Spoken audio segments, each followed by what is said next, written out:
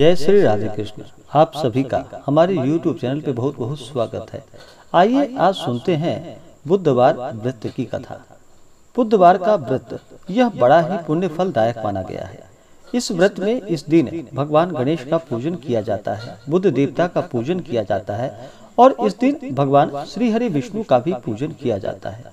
जो भी भक्त सच्ची श्रद्धा के साथ, नियम और निष्ठा के साथ बुधवार का व्रत करते हैं, कथा श्रवण करते हैं, भगवान गणेश जी, बुध देवता और भगवान विष्णु जी की कृपा से उनके सभी दुख और कष्ट दूर हो जाते हैं तथा सभी प्रकार के सुख और समृद्धि की प्राप्ति होती है। बुधवार महात्म्य के अनुसार सूत जी बोले कि हे ऋषियों, जब पुण्य पाप की रचना हो चुकी तो उनके करने वाले लोगों को शुभाशुभ फल देने के लिए भगवान शिव ने इंद्र और यम के वारों का निर्माण किया।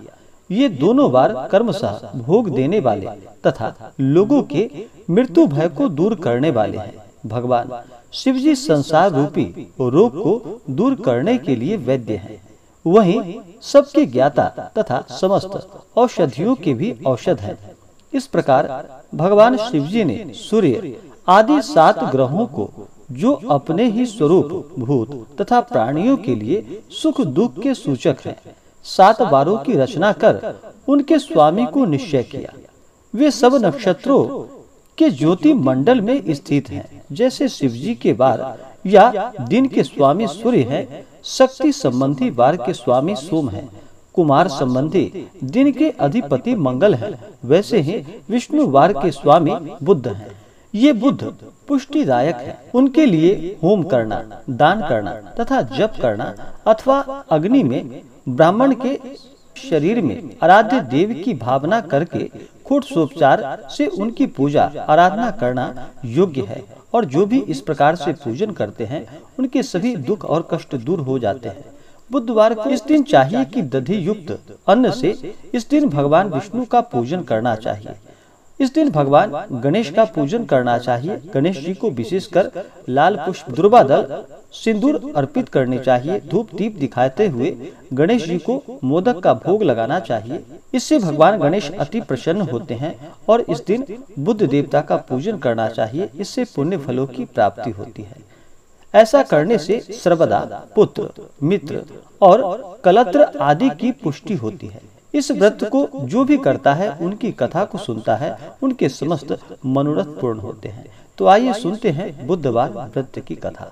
तो बोलिए प्रेम से बुद्ध देवता की जय, भगवान विष्णु की जय, गणेश भगवान की जय। बहुत समय पहले की बात है कि रामू नामक एक व्यक्ति अपनी ससुराल मेहमानी के लिए गया और मेहमान बनकर रहने लगा।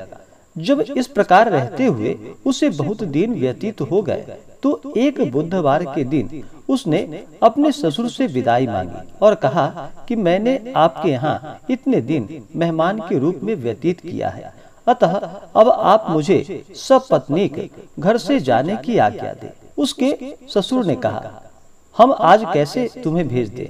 आज तो बुधवार है, आज तो विदाई नहीं हो सकती। हाँ, कल अवश्य कर देंगे। फिर तो ससुर की ऐसी बातों को सुनकर भी वह न माना और जबरदस्ती बार बार आग्रह करने लगा। तब ससुर ने दामाद को पुत्री सहित विदा कर दिया। इस प्रकार बुधवार के दिन ससुराल से विदाई लेकर चला और रास्ते में कुछ ही दूर पहुंचा था कि उसकी स्त्री को प्यास लगी और वह रथ से उतरकर पानी लेने चल पड़ा। और जब थोड़ी देर में पानी लेकर आया तो देखता है कि उसके स्थान पर उसी का स्वरूप धारण किए हुए एक अन्य पुरुष बैठा है। फिर तो उस अजनबी पुरुष को अपने ही समान पाकर वह बड़ा चकित हुआ और विचार करने लगा कि मेरे ही स्वरूप का यह व्यक्ति कौन है। ऐसा विचार कर क्रुद्ध होते हुए रामू ने उस व्यक्ति से पूछा कि तुम कौन हो, जो मेरी अनुपस्थिति में मेरी पत्नी के समीप रथ में बैठे हो? परंतु वह व्यक्ति बोला, पहले यह बताओ कि तुम कौन हो? तुम मुझसे क्यों पूछ रहे हो? यदि पूछते हो तो मैं बतलाता हूँ कि यह मेरी स्त्री है।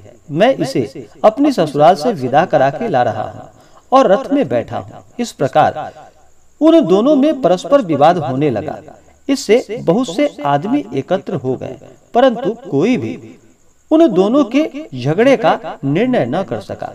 और वह स्त्री भी दो पुरुषों को एक ही स्वरूप तथा वस्त्रों वाला देखकर चकित रह गई तथा वह जान न सकी इसमें आखिर मेरा पति कौन है।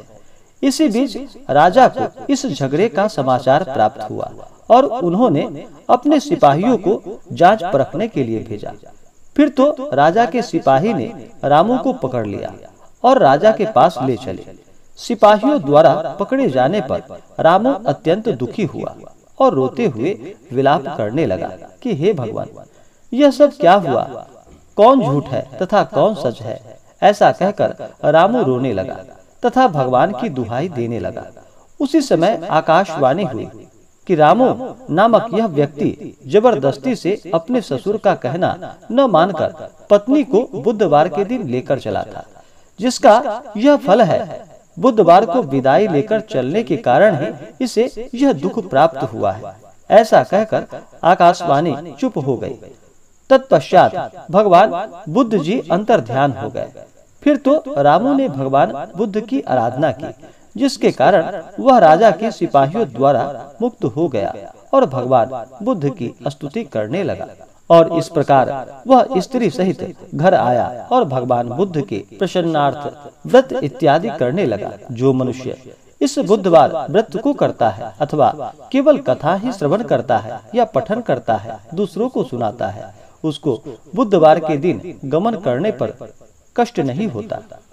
इस प्रकार से जो भी सच्ची श्रद्धा के साथ, नियम और निष्ठा के साथ बुधवार के दिन बुद्ध देवता का पूजन करते हैं, भगवान गणेश का पूजन करते हैं, भगवान विष्णु का पूजन करते हैं, उनके समस्त दुख और कष्ट दूर हो जाते हैं तथा सुख और समृद्धि की प्राप्ति होती है। जो भी जातक व्रत को रखते हैं, उन्हें चाहिए कि व्रत वाले दिन, इस दिन बिल्कुल भी किसी के ऊपर क्रोध नहीं करनी चाहिए। अपने मन में किसी के प्रति ईर्ष्या या द्वेष का भाव नहीं लाना चाहिए। धर्म का आचरण करते हुए रहना चाहिए। इस दिन तामसिक वस्तुओं का प्रयोग बिल्कुल भी नहीं करना चाहिए। शुद्ध और सात्विकता का पालन करते हुए इस दिन सात्विक आहार ग्रहण करना चाहिए। जो भी बुधवार का व्रत करते हैं, उन्हें मध्याह्न काल में बिना नमक वाला एक समय भोजन ग्रहण करना चाहिए। मीठे वस्तु का प्रयोग करना चाहिए। बुधवार का जो भी व्रत करते हैं, वो दान में कांसे के पात्र, हरा वस्त्र, मूंगा, पन्ना, स्वर्ण, हाथी का दांत, घृत, पुष्प, रत्न, कपूर आदि का दान सूर्योदय उपरांत 5 घड़ी होने पर ही करना चाहिए। पुराणों के अनुसार बुध ग्रह की उत्पत्ति अत्रि गोत्र में हुई। इनके पिता चंद्रमा है, वर्ण हरा, जाति शूद्र और इनका वाहन सिंह है। ये मनुष्य के भीतरी व्यक्तित्व के दूसरे रूप के स्वामी माने जाते हैं। हृदय, रक्त का संचालन, आँख, कान और हड्डी पर ये अपना पूर्ण प्रभाव दिखाते हैं। इनके मित्र सूर्य, शुक्र और राहु हैं। सब में मंगल, गुरु और शनि और शत्रुओं में एकमात्र चंद्रमा ही है।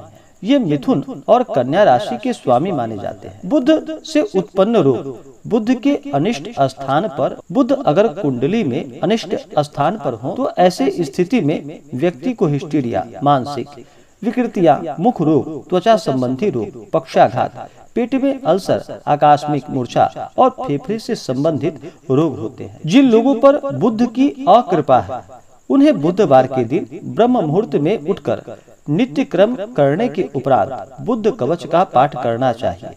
वैदिक, पौराणिक और तांत्रिक इन तीनों में से कोई एक मंत्र या यथाशक्ति जप करना चाहिए। सूर्य देवता को अर्घ्य प्रदान करना चाहिए और मध्याह्न काल में बिना नमक का एक समय भोजन ग्रहण करना चाहिए।